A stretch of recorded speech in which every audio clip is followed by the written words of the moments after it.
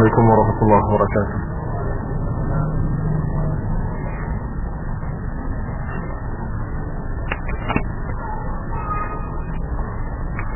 إن الحمد لله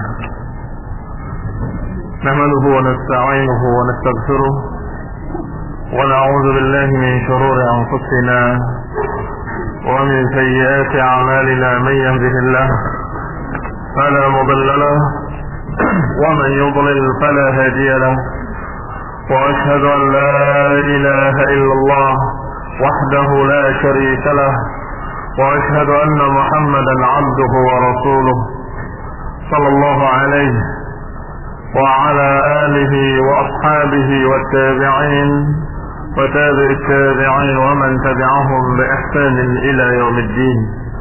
يا أيها الذين آمنوا اتقوا الله حق تقاته ولا تموتن إلا وأنتم مسلمون. يا أيها الناس اتقوا ربكم الذي خلقكم من نفس واحدة وخلق منها زوجها وبث منهما رجالا كثيرا ونساء، واتقوا الله الذي تساءلون به والأرحام إن الله كان عليكم رقيبا. يا أيها الذين آمنوا اتقوا الله وقولوا قولا سديدا يصلح لكم أعمالكم ويغفر لكم ذنوبكم، ومن يطع الله ورسوله فقد فاز فوزا عظيما. أما بعد، فإن خير الحديث كتاب الله وخير الهدي هدي محمد صلى الله عليه وعلى آله وسلم، وشر الأمور محدثاتها، فإن كل محدثة بدعة وكل بدعة ضلالة وكل ضلالة في النار. Akhwani fi din, a'azakumullah. Kaum muslimin yang saya hormati, kita lanjutkan kajian kitab Ighathatul Lahafan oleh Syekh Al-Imam Ibnu Qayyim rahimahullahu taala sampai kepada bab yang kelima. Fi anna hayatal qalbi wa sihhatahu la tahsul illa bi an yakuna mudrikan lil haqq muridan lahu mu'athiran lahu ala ghairihi. Bab yang kelima adalah bahwasanya kehidupan hati dan kesehatannya tidak akan bisa didapat kecuali dengan mengenali kebenaran, menginginkan kebenaran, dan lebih mementingkan kebenaran di atas yang lainnya. Maka yang namanya kehidupan hati yang sudah dijelaskan pada bab-bab sebelumnya, demikian pula kesehatan hati yang juga sudah dijelaskan, jika diwujudkan kalau kita mengenali al-haq, kemudian menginginkan al-haq, dan kemudian lebih mementingkan al-haq. Kata Ibnu Qayyim rahimahullah bahwasanya fil qalbi quwwatan, bahwa di hati itu memiliki dua kekuatan, quwwatul ilmi wa tamyiz wa quwwatul iradah wal hubb. Bahwasanya hati memiliki dua sisi kekuatan, kekuatan dalam membedakan dan kekuatan dalam menginginkan dan menyukai. Karena kamaluhu wa salahuhu bi isti'mali hataini al-quwwatayn fima yanfa'uh. Maka kesempurnaan hati adalah dengan kesempurnaan dua kekuatan tadi, dengan menggunakan kekuatan tamyiz dan menggunakan kekuatan iradah untuk sesuatu yang bermanfaat bagi dirinya. Kekuatan tamyiz yakni memahami dan mengetahui sehingga bisa membedakan mana yang yanfa'uhu dan mana yang yadurruhu, mana yang bermanfaat bagi dirinya dan apa yang bermanfaat bagi dirinya. Kekuatan tamyiz. Kemudian setelah tahu mana yang hak mana yang batil, maka harus punya kekuatan yang kedua, yaitu keinginan, kekuatan iradah, kesukaan kepada kebenaran. Wa ya'udu 'alaihi bi salahihi wa sa'adatihi. Maka kalau orang tadi mengenali kebenaran dan menginginkan kebenaran, maka niscaya dia akan mendapatkan kebaikan hatinya dan kebahagiaan hatinya. Fatamalu bi isti'mal quwwatil 'ilmi fi idratil haqq. Maka kesempurnaan hati adalah dengan menggunakan ilmu atau pengenalan terhadap kebenaran, kemudian membedakannya dari yang batil, dan kemudian menggunakan keinginannya menggunakan kesukaannya dan kecintaannya kepada al-haq, fi talab al-haq, dalam mencari kebenaran, wa mahabbatuhu idha'uhu 'ala al-batil, dan yang namanya suka atau cinta mementingkannya di atas yang lain. Ada sebagian manusia yang memiliki kekuatan pendengaran, tahu dia mana yang hak mana yang batil, tetapi sayang dia tidak memiliki keinginan, sehingga dia tahu ini hak, tapi dia mau.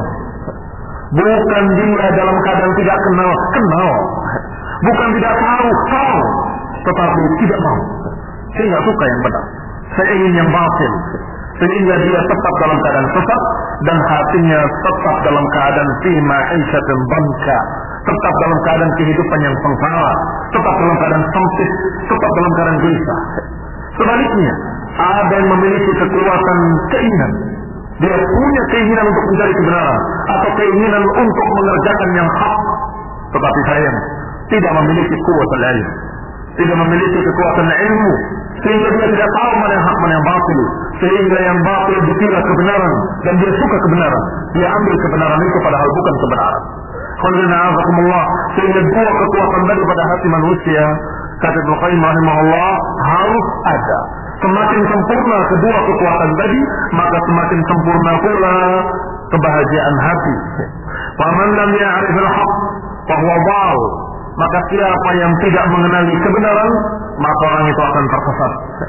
Wa man 'arafahu wa athara ghairihi, tetapi barang siapa yang mengenali kebenaran tetapi justru lebih mementingkan selain kebenaran, maka orang ini al-maghdubi alaihim, orang yang akan dimurkai oleh Allah Subhanahu wa taala. Wa man 'arafahu wa tabi'ahu fa huwa mun'amun alaihi, sedangkan orang yang mengenali kebenaran kemudian dia mengikuti kebenaran, maka orang inilah yang dikatakan mun'amun alaihim, orang-orang yang diberi nikmat oleh Allah Subhanahu wa taala. Berarti manusia ada tiga macam, tiga jenis kalau dilihat dari dua kekuatan tadi. Ada yang memiliki kekuatan ilmu tapi tidak memiliki kekuatan iradah, tahu tapi tidak mau. Ada yang kedua, orang yang mau kebenaran tapi tidak tahu, sehingga dia tersesat. Dan ada yang ketiga, yaitu yang paling selamat, dia mengetahui kebenaran dan menginginkan kebenaran. Ikhwan fillah, azakumullah, wa qad amarana Allah subhanahu wa ta'ala an nas'alahu salatina.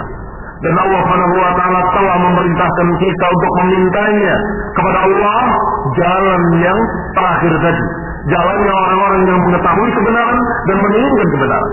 Allah subhanahu wa ta'ala memerintahkan, bahkan mengajarkan untuk membacanya di setiap salat kita, yaitu untuk memberikan petunjuk kepada kita ke jalan yang lurus, jalan orang-orang yang Allah beri nikmat mereka.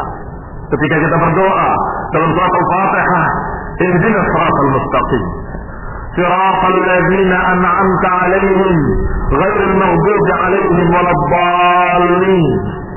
Allah ajarkan kalimat, ya Allah berilah petunjuk kami ke jalan orang-orang yang Engkau beri nikmat mereka. Berilah petunjuk kami ke jalan mereka orang-orang yang mun'am 'alaihim, orang-orang yang mendapatkan nikmat. Bukan jalannya orang-orang yang dimurkai, bukan pula jalannya orang-orang yang sesat. Jalannya orang-orang yang dimurkai adalah mereka yang tahu kebenaran tapi tidak punya keinginan untuk mengikuti kebenaran. Seperti orang-orang Yahudi yang mereka mengerti kebenaran tetapi mereka enggan untuk mengikuti kebenaran. Waladdallin, dan juga jangan jalannya orang-orang sesat, ya Allah. Orang-orang sesat adalah orang-orang yang mengetahui, orang-orang yang tidak mengetahui kebenaran. Dia ingin mengikuti kebenaran tapi saya tidak punya ilmunya, sehingga mereka tersesat karena kebodohannya, seperti kaum Nasrani. Orang-orang yang dalam keadaan menginginkan kebenaran, ingin membela Nabi Isa, tetapi dengan kebodohan mereka justru jatuh ke dalam sesuatu yang mengerikan, yaitu keyakinan bahwa Allah memiliki anak. Ikhwan fillah, azakumullah, dikatakan Yahud sebagai golongan al-maghdubi alaihim, dan dikatakan Nasara sebagai contoh ahlul jahl, ummat jahlin, orang-orang bodoh. Wal Yahud akhaffu bil ghadab, sedangkan orang-orang Yahud lebih khusus, ciri khasnya adalah pada kemurkaan Allah Subhanahu wa taala pada mereka. Ghadiballahu alaihi, wa la'anahum, Allah murka pada mereka dan Allah melaknat mereka.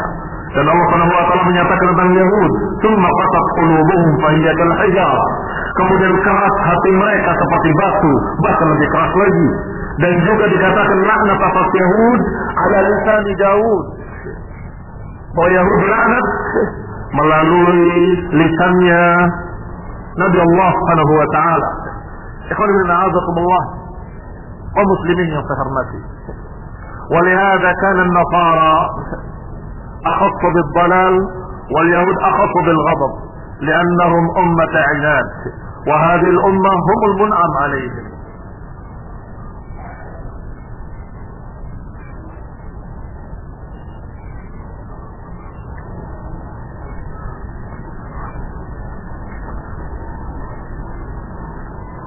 خلنا عزكم الله. Oleh karena itulah diriwayatkan dalam Musnad dan juga dalam riwayat Tirmidzi dari hadis Adi bin Hatim dari Nabi sallallahu alaihi wa ala alihi wasallam bahwasanya dikatakan al-yahud maghdubun alaihim wan nasara dallun. Demikian hadis ini dikatakan oleh Syekh Al-Albani hadis yang sahih sebagaimana dalam Sahih Tirmidzi dan juga dalam Sahih Al-Jami' dan juga diriwayatkan dalam Musnad Imam Ahmad bahwasanya Rasulullah menyatakan al-yahud maghdubun alaihim. Yahudi adalah orang-orang yang dimurkai oleh Allah Subhanahu wa taala. Sedangkan Nasara dallun. Qulna a'azakumullah, sering dikisahkan kenapa Yahudi dikatakan maghdub alaihim, kenapa dijuluki sebagai umat yang dimurkai oleh Allah Subhanahu wa taala? Karena mereka mengenali Rasul. Mereka tahu kebenaran dan hak yang dibawa Rasulullah SAW. Dan Allah katakan, ya'rifunahu kama ya'rifuna abna'ahum. Mereka mengenalinya seperti mengenali anak-anak mereka sendiri. Ikhwanana a'azakumullah, berarti mereka betul-betul mengenalinya seperti mengenali anak mereka sendiri, ciri-cirinya, namanya, sifat-sifatnya. Tetapi kenapa mereka tidak mengikutinya? Maka Allah murka pada mereka. Karena mereka menentang ilmu yang mereka yakini, menentang sesuatu yang mereka ketahui. Sedangkan Nasara adalah umat yang dhalun, umat yang sesat. Orang-orang yang dalam keadaan menginginkan kebenaran, tetapi sayang mereka umat jahlin. Mereka adalah golongan orang-orang yang bodoh, sehingga mereka sama sekali tidak mengetahui mana yang hak, mana yang batil. Ketika mereka ingin membela Isa alaihissalam, ingin membelanya dari tuduhan Yahudi bahwa Isa bukan anak zina. Isa adalah anak yang suci dan Maryam adalah wanita yang suci, sehingga mereka ingin menjawab kenapa Isa lahir tanpa bapak. Berpikir, kemudian mereka menjawab tidak bisa bahwa Isa bukan anak zina. Isa yang suci dari ibu yang suci, maka bapaknya adalah yang maha suci, kata mereka. Subhanallah ya mayaqulun. Maha suci Allah dari apa yang mereka katakan. Mereka ingin membela Isa, tapi justru mencerca Allah Subhanahu wa taala. Kaburat kalimatan takhruju min afwahihim. Sungguh sangat besar kalimat yang keluar dari mulut-mulut mereka. In yaquluna illa kadhiba. Sungguh yang mereka ucapkan tidak lain kecuali dusta. تكاد السماوات يتفطرن منه وتنشق الأرض وتخر الجبال هدا أن دعوا للرحمن ولدا. Hampir-hampir langit pecah, hampir-hampir bumi terbelah dan gunung-gunung itu runtuh ketika mereka menyatakan Ar-Rahman memiliki anak. Ketika mereka menyatakan bahwa Allah yang Maha Rahman memiliki anak, berarti kalimat yang besar terucap dari mulut-mulut Nasrani ketika mereka ingin membela Isa bin Maryam. Tujuan mereka bagus, tujuan mereka baik, tetapi sayang keadaan mereka justru mencerca Allah dan kufur. Laqad kafara alladziina qalu anna Allaha thalithu thalatha. Sungguh telah kafir mereka yang mengatakan bahwa Allah salah satu dari yang tiga. Sebagaimana ucapan mereka, Tuhan Bapa, Tuhan Anak, Tuhan Ibu. Dikatakan oleh Allah, laqad kafara alladziina qalu anna Allaha thalithu thalatha. Sungguh telah kafir dengan lam taukid, dengan qad, sungguh telah kafir mereka yang menyatakan bahwa Allah satu dari yang tiga. Ikhwan fillah, a'azakumullah, apa kesalahan Yahudi sehingga mereka dilaknat, dimurkai oleh Allah? memiliki ilmu tapi tidak mengikuti ilmu. Apa kesalahan Nasara sehingga menjadi bal? Mereka ingin kebenaran, ingin membela Nabi, tapi sayang tidak punya ilmu. Maka yang selamat adalah jalan tengah di antara keduanya, yaitu orang-orang yang mengetahui ilmunya dan juga orang-orang yang mengikuti ilmu tersebut. Tahu dia mana yang hak dan juga ingin dia mengikuti kebenaran. Mereka lah yang dikatakan alladzina an'amta alaihim, orang-orang yang Kau beri nikmat ya Allah. Alladzina an'ama Allahu alaihim minan nabiyyin wasiddiqin wasyuhada wassalihin, orang-orang yang Allah beri nikmat mereka dari para nabi, dari para siddiqin, dari para syuhada dan juga orang-orang saleh. وقد جمع الله سبحانه وتعالى بين هذين الأصلين في غير موضع. Dan Allah Subhanahu wa taala telah menyebutkan dua prinsip ini dalam banyak ayat-ayatnya. Prinsip tentang keilmuan dan pengetahuan dan prinsip tentang keinginan dan kemauan. Ikhwan fillah a'azakumullah, kebagian kaum muslimin ada yang tersesat ke jalan Yahudi dan sebagian kaum muslimin ada yang tersesat ke jalan Nasrani. yakni modelnya model Yahudi dan sebagian lagi modelnya model Nasrani. Karena memang Rasulullah SAW telah menyatakan, la tattabi'unna sanana man kana qablakum, sungguh kalian akan mengikuti kebiasaan-kebiasaan orang sebelum kalian, sejengkal demi sejengkal, sahasta demi sahasta, hatta law dakhalu juhra rabbin la dakhaltuhu, walaupun mereka nanti memasuki lubang biawak, niscaya kalian pun akan mengikutinya.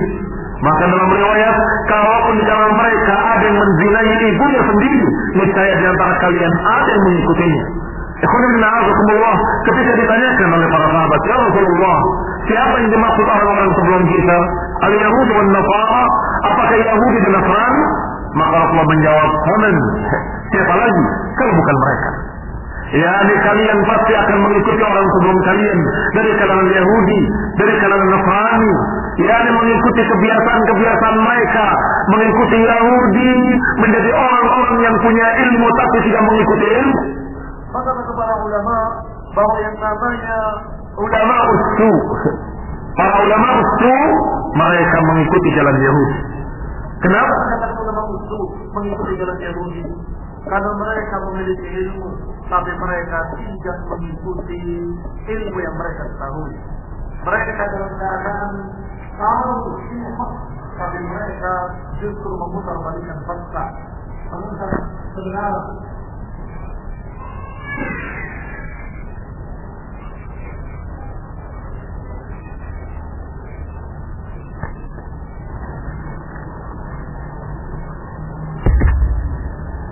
Khairina'azakumullah, kaum muslimin yang saya hormati, dikatakan oleh Allah Subhanahu wa ta'ala di dalam beberapa ayat Al-Quran, wa idza sa'alaka 'ibadi 'anni fa inni qarib ujibu da'wata ad-da'i idza da'an falyastajibu li wal yu'minu bi la'allahum yarshudun. Dalam surat Al-Baqarah ayat 186 Allah Subhanahu wa ta'ala berfirman, idza sa'alaka 'ibadi 'anni, kalau bertanya kepadamu hamba-hambaku, kata Allah, kalau bertanya tentang aku, fa inni qarib, maka sesungguhnya aku dekat. Ujibu da'watad da'i, aku akan mengabulkan permintaan mereka yang meminta kepadaku, yang berdoa kepadaku. Falyastajibu li wal yu'minu bi la'allahum yarshudun, maka hendaklah mereka beristijabah. Falyastajibu, beristijabah, menyambut dakwah, menyambut ajakan, menyambut perintah, ini istijabah. Wal yu'minu bi la'allahum yarshudun, dan hendaklah mereka beriman kepadaku, semoga mereka mengikuti atau mendapatkan petunjuk, terbimbing ke arah yang lurus. Yarshudun. Fajama'a, kata Ibnu Qayyim dalam ayat ini Allah mengumpulkan subhanahu wa ta'ala bainal istijabah wal iman.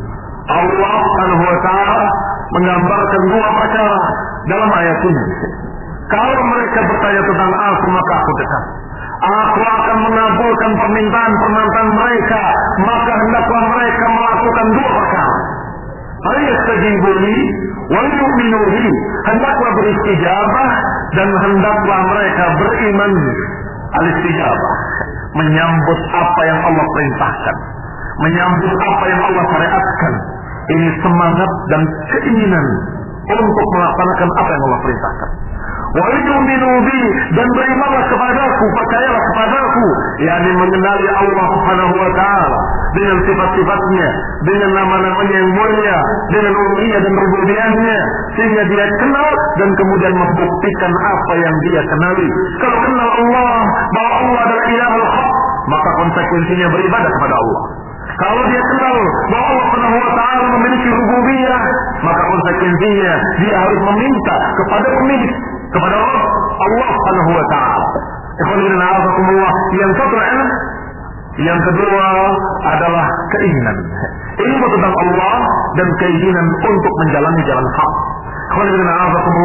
Berarti selalu Allah Subhanahu wa taala mengumpulkan dua perkara. Karena memang hati manusia mesti memiliki dua kekuatan tadi. Kekuatan ilmu pengetahuan dan kekuatan keinginan. Kalau orang itu ingin sesuatu yang bermanfaat, apa saja, apakah masalah duniawiyah, apalagi ukhrawiyah, mesti dia mencari ilmunya dulu. Saya ingin mendapatkan keuntungan yang halal. Dia akan belajar. Setelah dia belajar, oh harusnya begini, harus saya kerja ini, ilmunya. Setelah paham ilmunya, apakah kemudian dia diam? Tidak. Dia memiliki keinginan untuk melaksanakannya, untuk mendapatkan keuntungan tadi. Dan semua manusia secara fitrah mereka mesti hatinya memiliki dua perkara tadi. Satu, ingin mengetahui apa yang bermanfaat baginya. Kedua, ingin mendapatkan apa yang bermanfaat baginya. Tetapi sayang, selalu mereka dikuasai oleh manfaat-manfaat duniawiyah, tetapi mereka melupakan manfaat-manfaat ukhrawiyah. Sehingga kalau berbicara masalah dunia, cerdas mereka. Kekuatan ilmunya dan kekuatan keinginannya sama-sama kuat. Kekuatan ilmunya mereka rela untuk mengorbankan waktunya mempelajari urusan-urusan bisnisnya, urusan perdagangannya, urusan apa yang menguntungkan baginya dia pelajari. Kalau nggak paham, semalam dia akan baca. Saya masih belum paham, saya harus bisa. Besok saya harus bisa mendapatkan manfaat itu. Kenapa? Keinginannya kuat. Kemudian dia tahu bahwa dia akan mendapatkan apa yang dia inginkannya adalah kalau dia mempelajarinya. Tetapi kenapa mereka tidak berpikir seperti itu dalam masalah akhirat? Bahwa manfaat ukhrawiyah yang merupakan kebahagiaan hati di dunia dan kebahagiaan yang mutlak nanti yaumul qiyamah, kenapa mereka tidak pikirkan? Bagaimana jalannya dan kemudian kemana dia harus jalan? Kata Allah, "Fayastajibu li wa yu'minu bi." Silakan. Kalau mau aku kabulkan doa-doa mereka, kalau mau aku berikan apa yang mereka minta, kata Allah, "Fayastajibu li wa yu'minu bi." Hendaklah mereka beristijabah. Kalau ada perintah, laksanakan. Kalau ada apa yang dilarang, jauhi. Kalau ada syariat Allah, ikuti. Dan kalau ada hukum-hukum dari Allah, maka ikuti hukum-hukum yang telah Allah gariskan. Ini istijabah. Wa yu'minu bi, dan hendaklah mereka beriman kepadaku, kata Allah. Beriman kepada Allah tentunya mengimani uluhiyahnya, mengimani rububiyahnya, dan juga mengimani asma dan sifatnya. Yani mengimani Allah Subhanahu wa taala dengan ma'rifah, dengan mengenalinya. Mengenali Allah dan kemudian beriman kepada Allah Subhanahu wa taala. Ikhwatina azakumullah, kalau sudah dia beriman kepada Allah dengan ilmu, dengan ma'rifah, dengan pengenalan terhadap uluhiyah, maka konsekuensi uluhiyah adalah dia menghambakan diri kepada Allah. Kalau dia mengimani Allah, bahwa Allah memiliki rububiyah, apa konsekuensi rububiyah? Karena rububiyah itu adalah mengenali bahwa Allah adalah penciptanya, pemiliknya, Allah yang mengatur alam semesta, Allah yang menakdirkan segala sesuatu.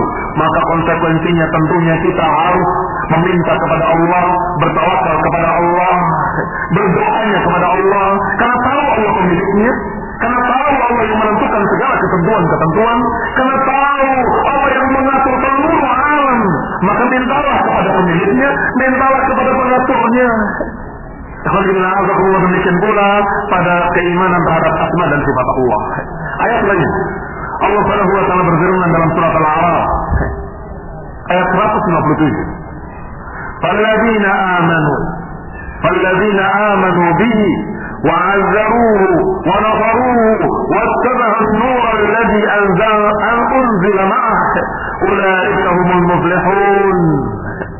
Kata Allah, mereka-mereka yang beriman dengannya, yang beriman dengan Rasul, beriman kepada Rasulullah, wa'azzaruhu, dan kemudian membelanya, wa nafaruhu, menolongnya, wattaba'un nur alladhi unzila ma'ah, dan mengikuti cahaya yang dibawa bersamanya. Ulaika humul muflihun, mereka orang-orang yang mendapatkan falah. Siapa orang yang mendapatkan falah? Kata Allah, orang yang mewujudkan dua perkara terhadap Rasul. Pertama, mengimani Rasul. Setelah mengimani Rasul, ada konsekuensinya. Azzaruhu wa nafaruhu wattaba'un nur. Bagaimana bisa mengenali Rasul, mengimani Rasulullah kalau tidak kenal? Mengimani kalau beliau Rasul adalah dengan ilmu. Mengenali bahwa beliau adalah benar-benar utusan Allah. Mengenali ciri-cirinya, mengenali sifat-sifatnya, mengenali bukti-buktinya bahwa beliau adalah Rasul, maka kita katakan amanna, kami beriman bahwa beliau adalah Rasul. Dan kita mengatakan asyhadu anna Muhammadan Rasulullah, kami bersaksi bahwa Muhammad dan Rasulullah. Baik, sudah mendapatkan satu kekuatan ilmu bahwa beliau Rasul. Tapi kekuatan amalnya mana? Kekuatan bukti yang harus diterapkan. Kalau kamu kenal beliau Rasul, apa konsekuensinya? Kata Allah, semestinya azzaruhu wa nafaruhu wattaba'u an-nur alladhi unzila ma'ah.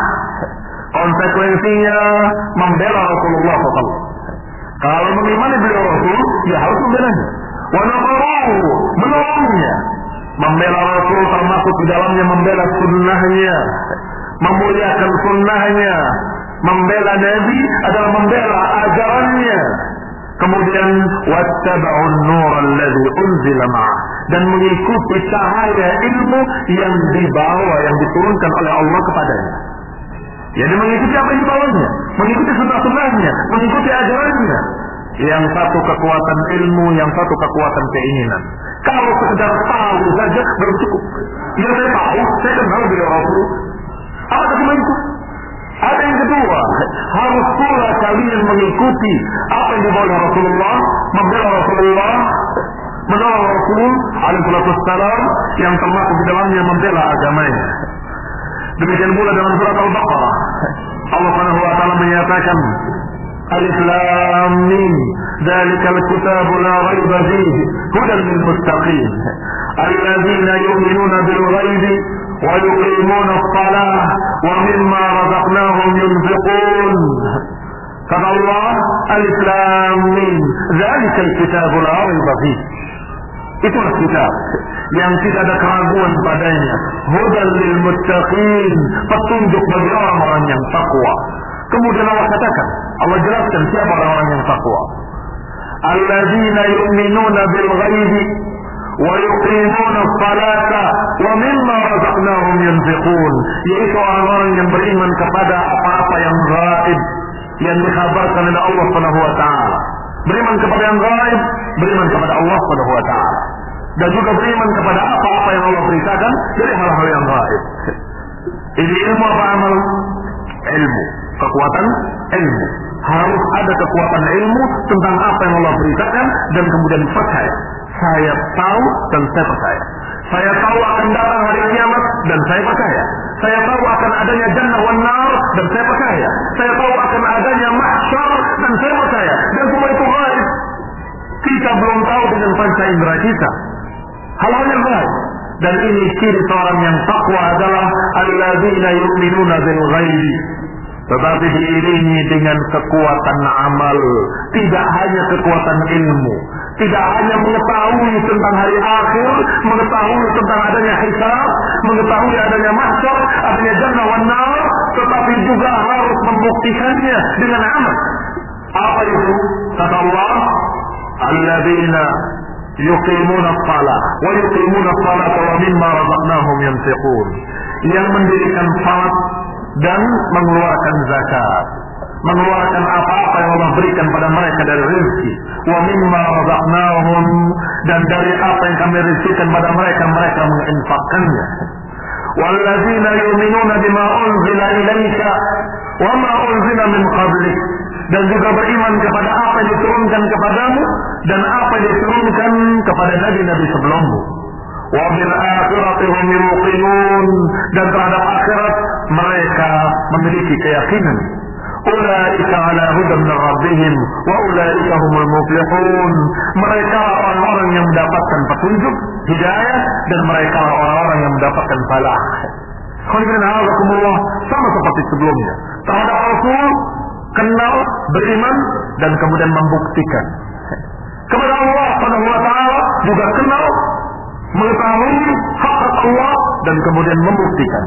Terhadap hal-hal yang gaib, apa yang akan terjadi di hari kiamat nanti, beriman, percaya, dan konsekuensinya, yaitu menegakkan salat dan mengeluarkan zakat.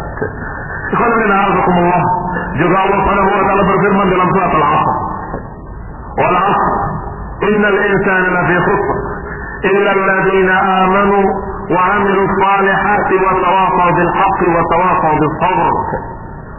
Kata Allah, demi masa semua manusia dalam keadaan merugi, illa alladziina aamanu, kecuali orang-orang yang beriman, wa 'amilus shalihat, kecuali orang yang beriman dan beramal saleh. Allah irinkan dengan iman, amal saleh. Amanu wa 'amilus saleh, wa tawassaw bil haqqi wa tawassaw bis sabr, dan saling menasihati dengan kebenaran dan saling menasihati dengan kesabaran. Kata Bukhari rahimahullah, fa'aqsama subhanahu wa ta'ala bid-dahri alladhi huwa zamanul a'mal ar-rabihah wal khasirah. Allah Subhanahu wa ta'ala bersumpah demi waktu, dan bagi Allah boleh bersumpah dengan apapun sekehendaknya, sedangkan kita manusia wajib bersumpah dengan nama Allah. Dan Allah Subhanahu wa ta'ala bersumpah dengan waktu, karena waktu itulah kesempatan untuk beramal, kesempatan untuk mengerjakan amalan. Apakah amalan itu menguntungkan kalian atau amalan itu merugikan kalian? Maka dengan waktu kalian akan mendapatkan konsekuensinya nanti. Yani setiap orang bima kasabat rahina, setiap orang dengan apa yang telah dikerjakannya nanti bertanggung jawab di hadapan Allah Subhanahu wa taala. Maka ketika dia mengisi waktu di dunia yang Allah berikan kepadanya, dia bertanggung jawab nantinya apa yang dia kerjakan dalam waktu yang Allah berikan. Maka waktu ini sangat penting. Kasih illam taqta'hu qata'ah. Kalau kamu tidak sempat atau menyia-nyiakan waktu tadi, tidak mengisinya dengan amalan yang saleh, maka niscaya waktu itu akan mencekik kamu, akan membinasakan kamu. Karena waktu itu akan ditanya oleh Allah Subhanahu wa taala nanti yaumul qiyamah. Yani la yazul qadama 'abdin yaumul qiyamah, enggak akan bergeser kaki seseorang yaumul qiyamah kecuali akan ditanya dengan 5 pertanyaan. Di antaranya adalah an umrihi fima afnahu, akan ditanya tentang umurnya, untuk apa dihabiskan. Sehingga kalau dia sia-siakan, dia buang, apalagi diamalkan dengan amalan-amalan yang batil, maka dia bertanggung jawab di hadapan Allah Subhanahu wa taala, dan dia dalam keadaan menghadapi apa dari konsekuensi amalan yang dia kerjakan. Ikhwanan a'azakumullah, maka Allah bersumpah dengan waktu, demi waktu, kata Allah, demi zaman. Sesungguhnya manusia akan merugi seluruhnya kecuali mereka yang beriman dan beramal saleh. Berarti yang dikecualikan hanya orang-orang yang memiliki 2 kekuatan tadi yang kita bahas dalam bab ini. Kecuali mereka yang memiliki kekuatan ilmu dan kekuatan amal. Alladzina amanu, orang-orang yang beriman dengan apa? Tentunya beriman dengan sesuatu yang dia ketahui dari Quran dan Sunnah. Yani beriman dengan berita-berita dari Allah, beriman kepada Allah, beriman kepada Rasulnya, beriman kepada malaikat-malaikatnya, beriman kepada berita-berita yang Allah beritakan dan apa yang diberitakan oleh Rasulullah sallallahu alaihi wa ala alihi wasallam. Aman. Maka iman harus dengan ilmu.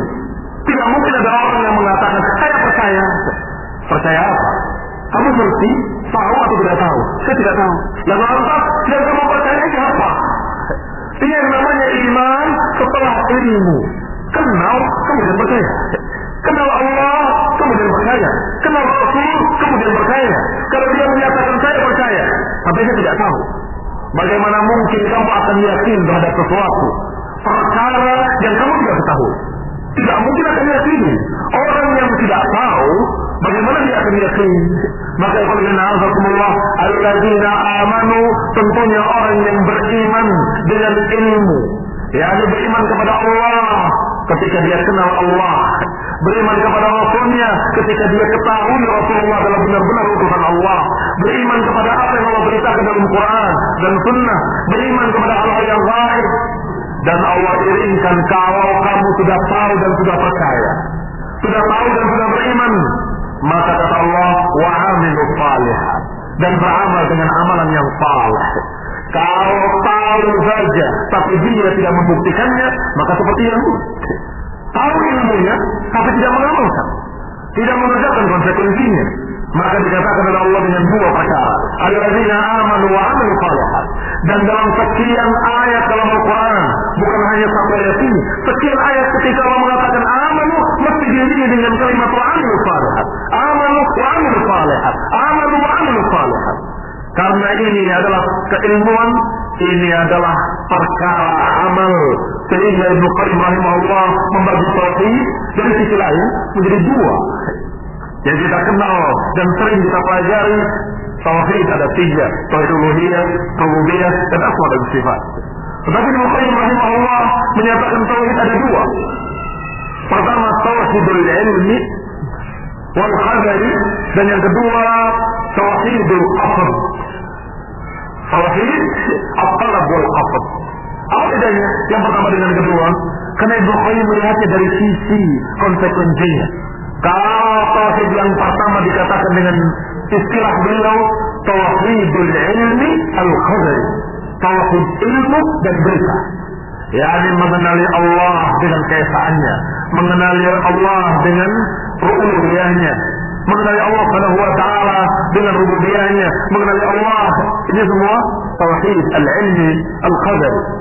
Sedangkan tauhid al-qasd atau talab wal qasd, tauhid dalam meminta dan tauhid dalam menunjukkan. Memintanya hanya kepada Allah dan mengarahkan ibadah hanya kepada Allah. Yang pertama tentang pengenalan, yang kedua tentang pengamalan. Pengenalan terhadap Allah Subhanahu wa taala, dan juga yang kedua tauhid dalam beramal. Hendaklah beramal untuk Allah saja dan jangan untuk yang lain. Tauhid yang pertama, hendaklah tahu bahwa Allah Esa. Hendaklah tahu bahwa Allah memiliki sifat ini, sifat ini, sifat ini, sifat ini. Hendaklah kamu ketahui dan kamu imani hanya Allah yang memiliki sifat-sifat itu. Tidak ada yang sama dengannya. Ini tauhidul ilmi al-qadari, tauhid yang sifatnya ilmu. Tetapi di sisi lain harus ada pula tauhid yang sifatnya amal, tauhid talab, tauhid dalam meminta kepada Allah, tidak meminta pada yang lainnya. Tauhid al-qasd dalam menunjukkan amalan kita untuk siapa, hendaklah untuk Allah dan jangan untuk yang lain. Maka Allah selalu dalam sekian ayat Allah menyebutkan dua perkara, al-ilm dan al-amal, pengetahuan, pengenalan dan juga pengamalan. Illa man kamula quwwatuhu al-ilmiyah wal iman billah wa quwwatuhu al-ilmiyah bil amal bi ta'atihi. Dan yang dikecualikan dari kerugian oleh Allah Subhanahu wa taala hanya alladzina amanu wa amalus shalihat, orang-orang yang sempurna keilmuannya dan keimanannya kepada Allah, dan orang-orang yang sempurna pengamalannya dan penerapannya dalam mentaati Allah. Fahadza kamaluhu fi nafsihi, dan ini kesempurnaan pada diri masing-masing pribadi, kesempurnaan bagi setiap orang secara pribadi. Kemudian kesempurnaan bagi umat keseluruhan bersama-sama. Tsumma kammala ghairahu biwasiyatihi, hendaklah saling menasehati, hendaklah saling mewasiatkan dengan ketaatan, dengan kebenaran. Wa amara ghayyahu bihi, dan juga untuk mendapatkan semua itu disebutkan untuk tawasi bis sabr, untuk saling menasehati dengan kesabaran. Fakammala bi nafsihi bil ilmi an-nafi' wal 'amal salih, maka menyempurnakan dirinya dengan ilmu dan amal saleh. menyempurnakan yang lainnya dengan menasihati. Dan untuk mampu mengerjakan semua itu, hendaklah dihadapi dengan kesabaran. Setiap orang yang ingin mengamalkan apa yang Allah perintahkan pasti akan mendapatkan ujian, mendapatkan tantangan, mendapatkan berbagai macam kesulitan-kesulitan. Maka diperintahkan oleh Allah untuk saling mewasatkan juga dengan kesabaran. Walihada qala Syafi'i, oleh karena itu Imam Syafi'i menyatakan, lau fakkara an-nas fi suratil 'asr, kalau saja manusia mau berpikir tentang surat Al-'Asr ini, maka lakafathum, maka itu cukup buat mereka. Wa hadha ma'na fil Qur'an fi mawadhi' katsirah, dan makna-makna yang demikian dalam Al-Quran sangat banyak. Yukhbiru subhanahu wa ta'ala anna ala sa'adah hum alladhina 'arafu al-haqqa wattaba'uh. Allah selalu mengkabarkan bahwa orang-orang yang akan bahagia, orang-orang yang akan mendapatkan kebahagiaan di dunia dan kebahagiaan di akhirat adalah orang-orang yang mengenali kebenaran dan mengikuti kebenaran. Wa an al-shaqawah, sebaliknya orang-orang yang sengsara adalah orang-orang yang tidak mengerti kebenaran sehingga sesat, atau mengerti kebenaran tapi tidak mau mengikuti kebenaran. Yani orang yang dimurkai oleh Allah Subhanahu wa taala. Wa yanbaghi an tu'raf anna hataini al-quwwatain la tata'affalani fil qalb, dan perlu diketahui bahwa dua kekuatan ini tidak pernah hilang dari sebuah hati. Bal in istamala quwwatahu al-'ilmiyyah fi ma'rifati al-haqq wa idrakihi wa illa istamalaha fi dhiddihi. Perhatikan, dua kekuatan ini kata Ibnu Qayyim pada hati tidak pernah akan hilang. Barang siapa yang menggunakannya pada kebaikan ini, barang siapa yang tidak menggunakan pada kebaikan, maka dia akan menggunakannya pada yang lain. Karena kekuatan itu tetap ada. Semangat untuk mendapat manfaat dan semangat untuk mengetahui mana yang manfaat. Itu Allah. Setiap hati manusia, kecuali orang-orang yang gila, orang yang majnun, orang yang masih sangat pikirannya, dia punya kekuatan ini. Kalau dia tidak gunakan untuk mencari jalan yang lurus, semangat untuk menginginkan jalan yang lurus, dan dalam keadaan dia mempelajari jalan yang lurus, maka pasti dia akan menggunakan untuk yang lain. Dikatakan wa in ista'mala quwwatahu al-iradiyah ala amaliyah fil amali bihi wa in istamalaha fi dhiddihi, kalau dia gunakan pada yang manfaat walhamdulillah, tetapi kalau tidak dia gunakan untuk yang manfaat, maka niscaya dia akan menggunakannya pada perkara-perkara lain. Fal insanu harithun wa hammam biqtada, maka manusia adalah harith wa hammam, sudah merupakan tabiat manusia. Rasulullah SAW menyatakan dalam hadisnya yang sahih, yang hasan li ghairihi, asdaqul asma' harith wa hammam. Harith adalah orang yang berusaha, orang yang berupaya. Hammam adalah orang yang memiliki keinginan. Artinya apa? Manusia secara jujur mesti memiliki dua sifat ini, sifat harith dan sifat hammam. Sehingga orang yang dikasih nama harith, yang dikasih nama hammam, itu sejujur-jujur nama. Manusia pasti memiliki keinginan, dan manusia pasti akan berupaya untuk mendapatkan keinginannya. Ini mesti. Dua perkara ini mesti ada pada seseorang, al-ham wal harith. Ikhwanuddin a'azakumullah, fal-harith al-kasib al-amil. Al-harith kata Ibnu Qayyim adalah seorang yang berupaya dan beramal. Wal-hammam al-murid, sedangkan hammam dari kata ham adalah orang yang memiliki keinginan. Fa'inna an-nafsa mutaharrikatun bil iradah. Yang namanya jiwa, yang namanya hati akan bergerak kalau dia memiliki keinginan. Memiliki keinginan akan bergerak. Kalau tidak memiliki keinginan, dia tidak akan bisa bergerak, akan diam saja. Seperti orang yang stres, tidak memiliki keinginan apapun. Tetapi kalau orang itu sehat, pasti punya keinginan. Saya ingin mendapatkan manfaat, saya ingin memakan makanan yang manfaat, saya ingin berpakaian yang manfaat, saya ingin hidup yang baik, saya ingin.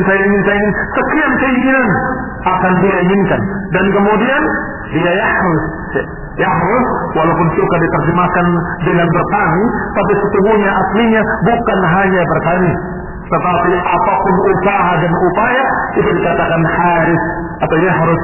Maka orang yang berupaya untuk mendapatkan apa yang diinginkannya, itulah haris.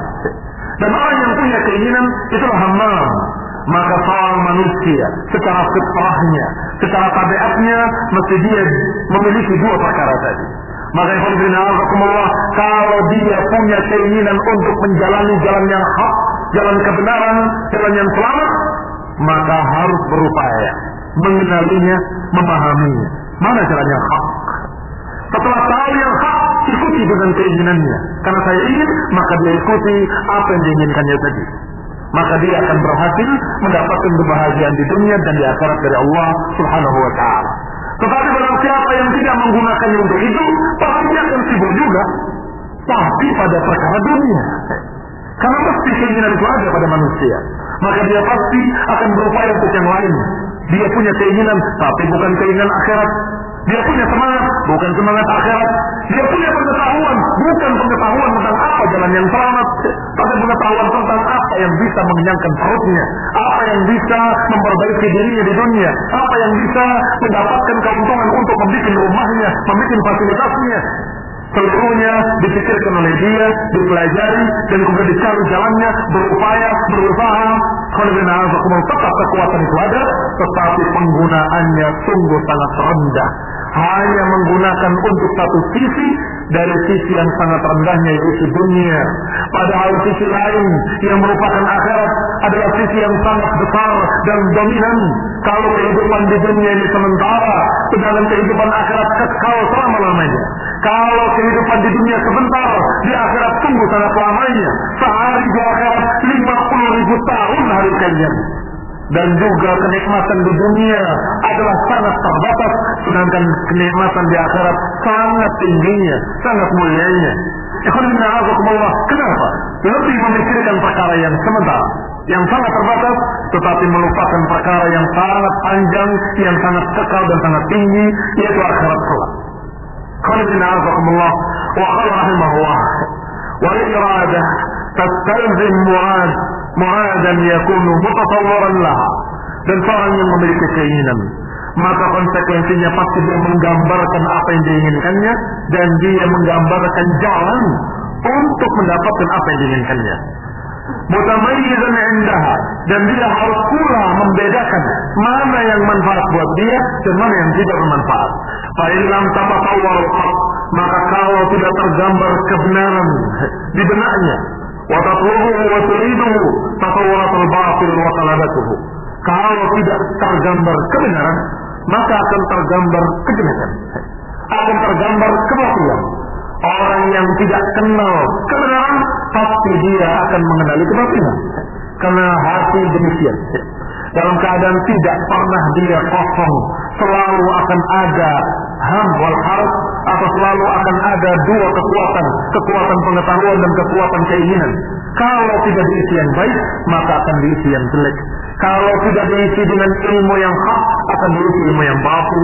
Kalau tidak diisi keinginan kepada hak, maka diisi keinginan kepada yang batil. Wa hadza yatabayyan bil bab alladhi ba'dahu, maka akan jelas nanti pada bab yang setelahnya, yaitu bab la sa'adata lil qalb wala ladzata wala na'im wala farah illa bi an yakuna Allah huwa ilahuhu wa fatiruh. Bab berikutnya adalah bahwa tidak akan ada kebahagiaan di hati, kelezatan, kenikmatan, kebaikan, kecuali kalau dia mengenali Allah Subhanahu wa ta'ala sebagai ilahnya, sebagai yang menciptakannya satu-satunya, dan sebagai sesembahannya yang tidak ada ilah kecuali dia, yang dia harapkan, yang dia cintai. Kalau tidak dengan ini semua, maka tidak akan ada kebahagiaan hati. Ini membuktikan apa yang kita bicarakan tadi. Kalau kita tidak kenal ini, maka dikira yang namanya membahagiakan hati adalah hiburan-hiburan. Dikira yang akan membahagiakan hati, menenteramkan jiwa adalah berbagai macam hiburan-hiburan haram. Ternyata itu sama sekali tidak membawa kepada kebahagiaan, tidak membawa kepada ketentraman, tetapi menambah kegelisahan. Ketika dia sibuk dengan hiburan tadi, tidak terasa kegelisahannya. Ketika berakhir, mulai datang kegelisahan tadi, datang ketakutan tadi, datang berbagai macam perasaan-perasaan yang sungguh tidak membahagiakan dia, tapi justru menjadikan hatinya sempit. Sesungguhnya ilmu yang harus diketahui sebagai kaum muslimin, kaum mukminin harus tahu bahwa yang namanya kebahagiaan hati tidak mungkin bisa didapat kecuali dengan mengenali Allah dan mengetahui bahwa Allah adalah satu-satunya al-ma'bud yang harus kita cintai, yang harus kita muliakan, yang harus kita ibadahi. Tidak kita beribadah kecuali kepada Allah, tidak kita berdoa kecuali kepada Allah. Baru akan bahagia hati. Mereka yang tidak kenal ilmu ini, niscaya mereka akan mengira bahwa kebahagiaan akan didapat dengan berbagai macam kebatilan-kebatilan, berbagai macam hiburan-hiburan kotor, berbagai macam ucapan-ucapan dan permainan-permainan yang sia-sia yang dikira akan bahagia, tetapi ternyata justru sama sekali tidak membawa kebahagiaan. Kalau ilmunya sudah salah, bagaimana dengan keinginannya nanti? Kalau dia punya keinginan dalam keadaan ilmunya salah, maka tetap saja dia akan berjalan di jalan yang salah. Apalagi orang-orang yang tidak memiliki keinginan untuk berjalan di jalan yang hak. Qala ma'lumun anna kulla hayyin siwa Allah subhanahu wa ta'ala min malakin aw insin aw jinnin aw hayawan fa huwa faqirun ila jalbi ma yanfa'uhu wa daf'i ma yadurruh. Sudah maklum, sudah diketahui bersama bahwa seluruh makhluk yang hidup selain Allah Subhanahu wa taala, apakah malaikat, manusia, jin ataupun hayawan, pasti butuh kepada sesuatu yang bermanfaat untuk dirinya. Pasti butuh kepada sesuatu yang akan memberikan manfaat.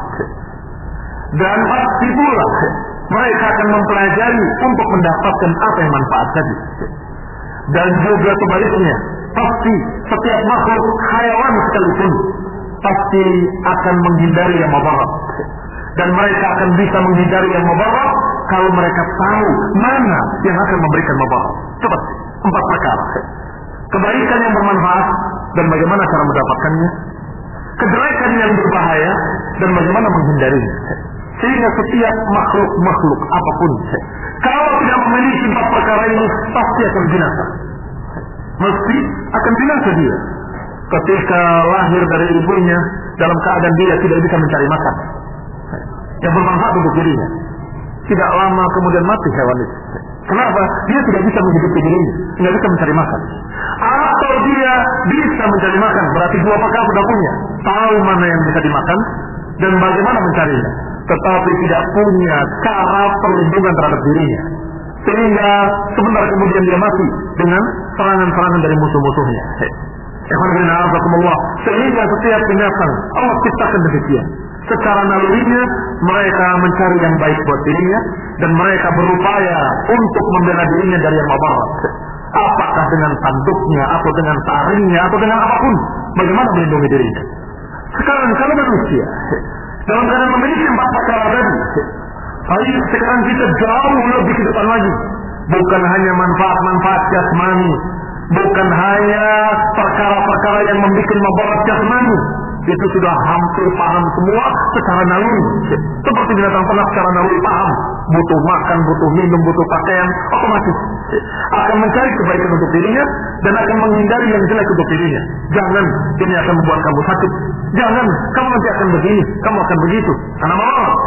Tetapi sekarang bicara apa yang lebih jauh dari itu. Kebahagiaan yang hakiki, yaitu kebahagiaan hati. Tapi kemana kita harus mencari?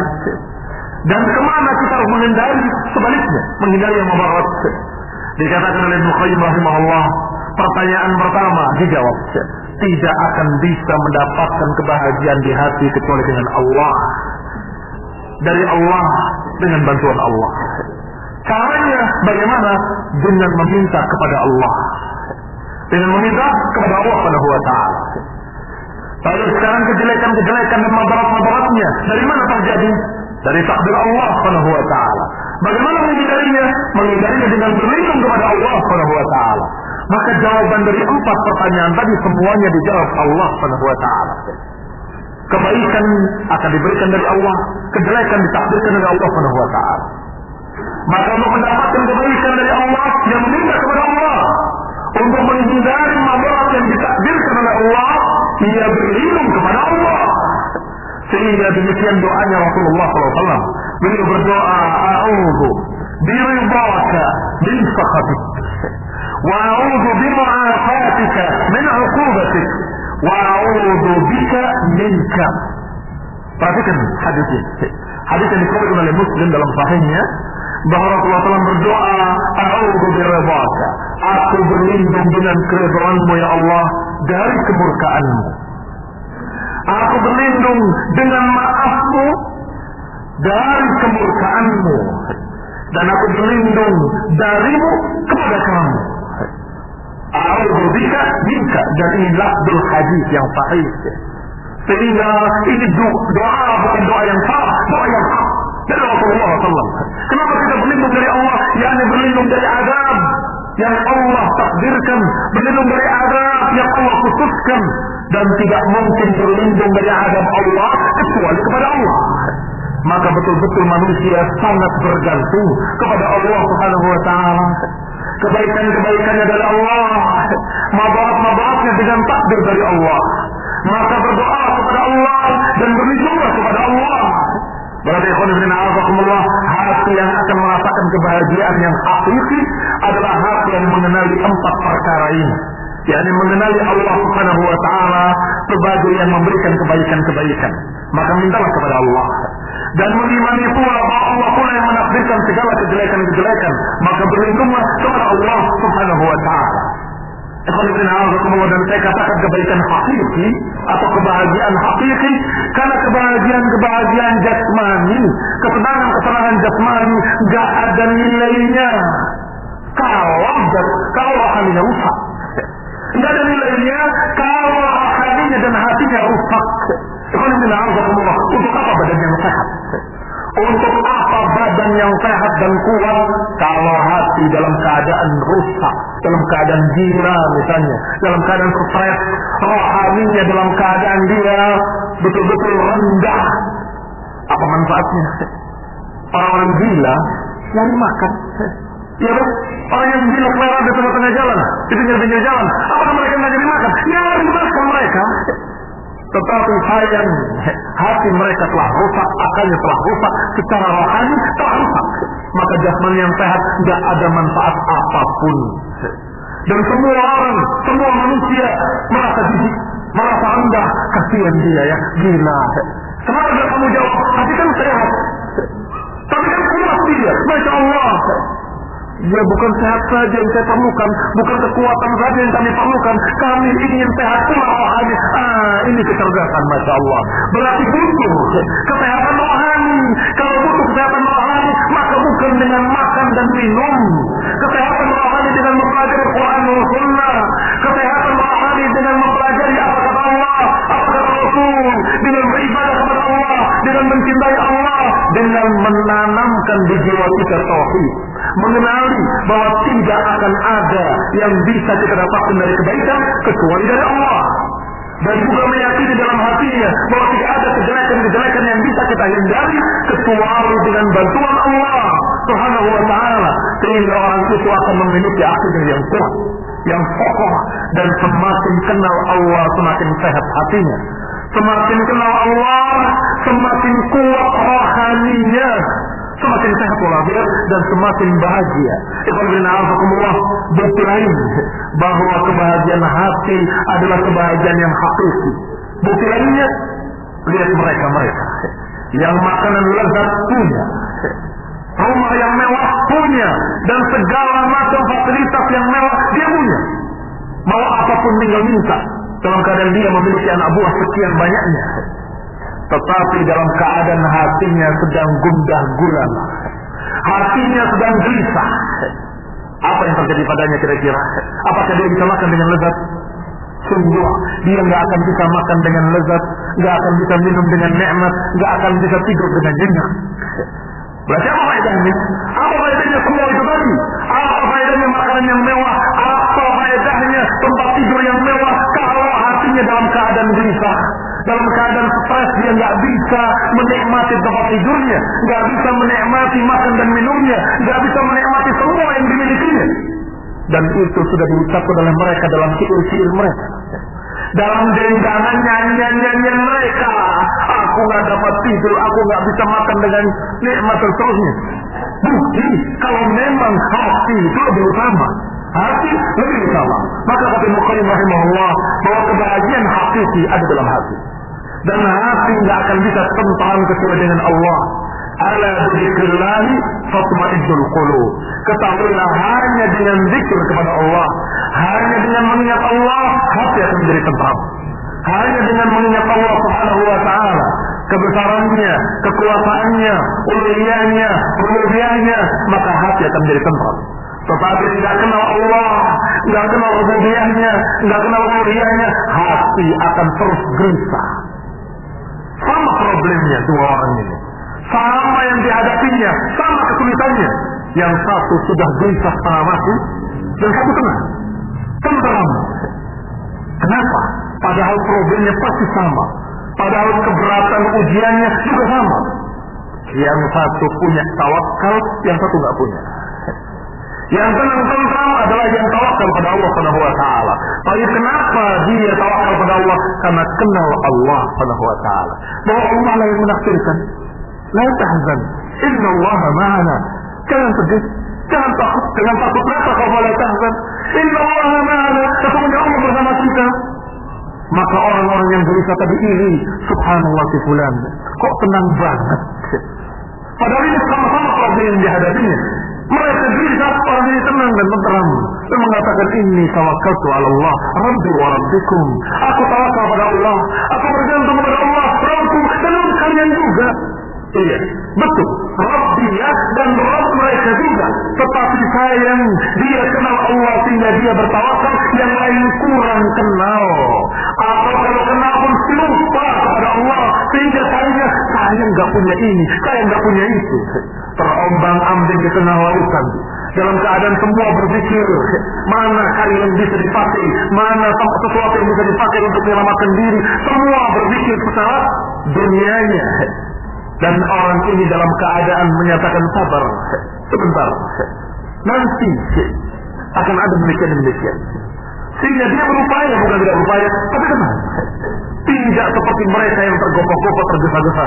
Tetapi dia dalam keadaan menyatakan tawakal kepada Allah, Rabbi wa Rabbikum. Belum terjadi, baru sudah gambaran di hadapan perhitungan manusia. Ini kayaknya akan terjadi begini. Sudah gelap sekali di depan. Semua sudah gelisah. Orang ini menyatakan, inni tawakkaltu ala Allah. Ya Allah, aku bertawakal padamu, aku bergantung padamu. Sungguh tidak ada yang bisa aku minta saat ini kecuali Engkau. Maka orang ini paling tenang di antara seluruh penumpang kapal tadi. Paling tenang hatinya dan tidak bisa dibeli dengan harta. Kalau saja orang-orang kafir mengetahui betapa tentramnya orang-orang yang beriman, niscaya mereka akan membeli ketentraman tadi dengan harta kalau bisa. Kalau bisa dibeli, mereka akan beli dengan seluruh apa yang mereka punya. Akan dibeli dengan seluruh apa yang mereka punyai dari harta dunia. Tapi sayang, tidak bisa dibeli dengan harta, tetapi dengan iman, dengan ma'rifatullah, ala bidzikrillah tatma'innul qulub. Doa lain Rasulullah SAW, beliau menyatakan, Allahumma inni aslamtu nafsi ilaik, wa wajjahtu wajhi ilaik, wa fawwadtu amri ilaik, wa raja'tu dhahri ilaik, raghbatan wa rahbatan ilaik, la malja'a wa la manja minka illa ilaik. Ini juga dengan doa yang sebelumnya. Ketika Rasulullah SAW mengajarkan kepada kita ketika akan berbaring atau ketika berbaring, maka ucapkanlah, ya Allah, inni aslamtu nafsi ilaik. Ya Allah, aku serahkan diriku kepadamu. Wa wajjahtu wajhi ilaik, dan aku hadapkan wajahku kepadamu. Wa fawwadtu amri ilaik, dan aku pasrahkan urusanku kepadamu. Wa alja'tu dhahri ilaik, dan aku sandarkan punggungku kepadamu. Raghbatan wa rahbatan ilaik, karena rasa harap dan karena rasa takut kepadamu. Kemudian dikatakan la malja wala manja minka illa ilaih. Tidak ada jalan menghindar, tidak ada jalan selamat darimu kecuali kepadamu. Lihat, berakhir dengan kalimat yang sama seperti tadi. Kalau doa yang tadi a'udzu bika minka, aku berlindung darimu kepadamu. Sedangkan doa yang kedua dikatakan la malja wala manja minka illa ilaih. Tidak ada jalan selamat, tidak ada jalan menghindar darimu kecuali kepadamu. Allah berarti harus diakini dua sisi. Yang paling nikmat adalah apa yang Allah berikan dari kenikmatan dalam hati, dan yang paling mengerikan adalah azab yang Allah berikan dan Allah timpakan di dalam hati. Dua-duanya dari Allah Subhanahu wa taala. Maka harapkanlah kepada Allah kebahagiaan dan berlindunglah kepada Allah dari azabnya, dari kesengsaraan yang Allah takdirkan. Alhamdulillah, berarti jawaban dari 4 pertanyaan tadi semuanya kembali kepada Allah. Kebaikannya dari Allah, jalannya pun dengan meminta pada Allah. Kejelekan yang dihindari juga apa yang Allah takdirkan, maka jalannya pun berlindung kepada Allah. Alhamdulillah, sehingga dikatakan dalam Al-Quran, dalam surat yang kita bahas tadi tentang Al-Fatihah, sebelum kalimat ihdinas shiratal mustaqim diajarkan untuk menyatakan prinsipnya. Iyyaka na'budu wa iyyaka nasta'in. Prinsip seorang mukmin. Iyyaka na'budu wa iyyaka nasta'in. Kepadamulah kami beribadah dan kepadamulah kami meminta pertolongan. Lihat dua yang disebut. Kenapa? Karena dua sisi. Pertama, ibadahnya harus diikhlaskan untuk Allah satu-satunya, dan niatkanlah sungguh-sungguh untuk beribadah hanya untuk Allah dan jangan untuk yang lain. Tetapi apa setiap orang mampu, apa setiap orang bisa, jangan GR, jangan selalu pede. La haula wala quwwata illa billah. Enggak akan mungkin kita mampu, enggak akan mungkin kita bisa kecuali dengan kekuatan dan bantuan dari Allah. Sehingga kamu niatkan, tekadkan untuk beribadah hanya kepada Allah. Tapi jangan lupa, beristi'anahlah kepada Allah, minta tolonglah kepada Allah, karena Allah lah yang menakdirkan segala sesuatu. Allah lah yang menakdirkan kekuatanmu, menakdirkan kamu bisa atau tidak bisa, menakdirkan kamu berhasil atau tidak berhasil, menakdirkan kamu selamat atau tidak selamat. Sehingga ketika kamu sudah bertekad ingin beribadah, jangan lupa, kamu jangan terlalu percaya hanya dengan kekuatanmu, tetapi mintalah kepada Allah, karena Allah lah yang memiliki kekuatan, karena Allah lah yang menakdirkan. Maka kita ikrarkan dengan dua ikrar. Iyyaka na'budu wa iyyaka nasta'in. Ya Allah, kepadamu kami beribadah dan kepadamu pula kami meminta pertolongan, meminta bantuan dalam beribadah kepadamu. Ibadahnya kepada Allah dan meminta bantuan untuk beribadah tadi juga kepada Allah Subhanahu wa ta'ala. Fal awal makna uluhiyatihi wa tsani makna rububiyyatihi. Dua doa tadi atau dua ikrar tadi, iyyaka na'budu dan iyyaka nasta'in. Yang pertama, iyyaka na'budu itu makna uluhiyah, sedangkan iyyaka nasta'in makna rububiyyah. Kalau mengimani uluhiyah, bahwa Allah la ilaha satu-satunya yang hak, maka hendaklah kita beribadah hanya kepada Allah. Iyyaka na'budu. Tetapi jangan lupa, kita meyakini pula bahwa Allah Rabb kulli syai'. Allah Rabb kulli syai', penguasa segala sesuatu, yang memilikinya, yang menakdirkannya, yang menentukannya. Maka kamu pun ditentukan oleh Allah. Jangan-jangan kamu ditakdirkan yang jelek-jelek, mengerikan. Hati-hati, doa kepada Allah, mintalah, akuilah bahwa Dia Rabb kamu, maka beristi'anahlah, meminta bantuan pada Allah lah, meminta pertolongan kepada Allah agar kamu berhasil, agar kamu mendapatkan taufik, keinginan untuk baik dan kemampuan untuk berbuat baik. Kalau cocok, itulah yang dikatakan taufik.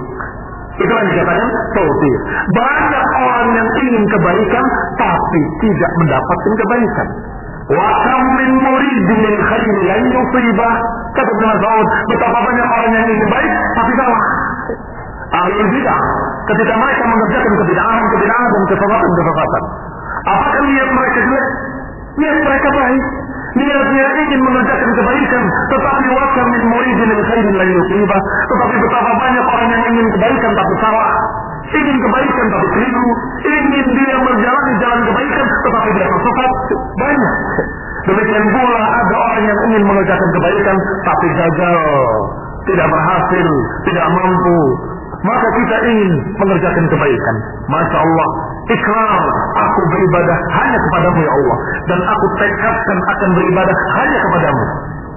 Tapi ingat, masih ada dua kemungkinan di hadapan kita. Apakah kita berhasil atau gagal? Apakah kita dalam keadaan pas ilmunya atau salah? Maka berdoalah pada Allah Ta'ala. Ya Allah, bantulah aku. Ya Allah, tolonglah aku untuk bisa beribadah kepadamu. Yani as'aluka khasyataka. Ya Allah, aku meminta agar aku bisa takut kepadamu. Takut itu kan dari kita, tapi mintanya pada Allah Subhanahu wa taala. Karena meyakini rububiyah Allah, karena meyakini Allah adalah Rabb kulli syai, dan Rabb yang memiliki kita, menafsirkan kita, maka sehingga kita minta pada Allah, ya Allah, as'aluka khasyataka. Aku meminta rasa takut kepadamu agar aku bisa takut kepadamu. Bil-ghaib wa syahadah, di kesendirian ataupun di hadapan umum. Dan aku meminta kepadamu ya Allah kalimatul haqqi fil ghadabi war ridha. Aku meminta kepadamu kalimat yang hak dalam keadaan marah ataupun dalam keadaan ridha. Kalimatnya tetap hak. Meminta kepada Allah, kita ingin untuk meniti yang hak, selalu ucapan kita hak dalam keadaan apapun, dalam keadaan emosi ataupun dalam keadaan ridha. Ingin kalimat-kalimat kita hak, tetapi tanpa bantuan Allah tidak bisa. Tanpa pertolongan Allah tidak mungkin. Sehingga mintalah kepada Allah, as'aluka kalimatul haqqi fil ghadabi war ridha. Ini juga doa Rasul alaihi wassalam. Maka kalau 4 perkara tadi ada dalam hati seseorang dan semuanya dia kenal bahwa itu dari Allah Subhanahu wa taala, maka orang itu akan merasakan kebahagiaan yang hakiki di dalam hatinya. Wallahu taala alam. Nasallahu taufiq wal afiyah. Subhanakallahumma bihamdika asyhadu an la ilaha illa anta astaghfiruka wa atubu ilaik. Wassalamu alaikum warahmatullahi wabarakatuh.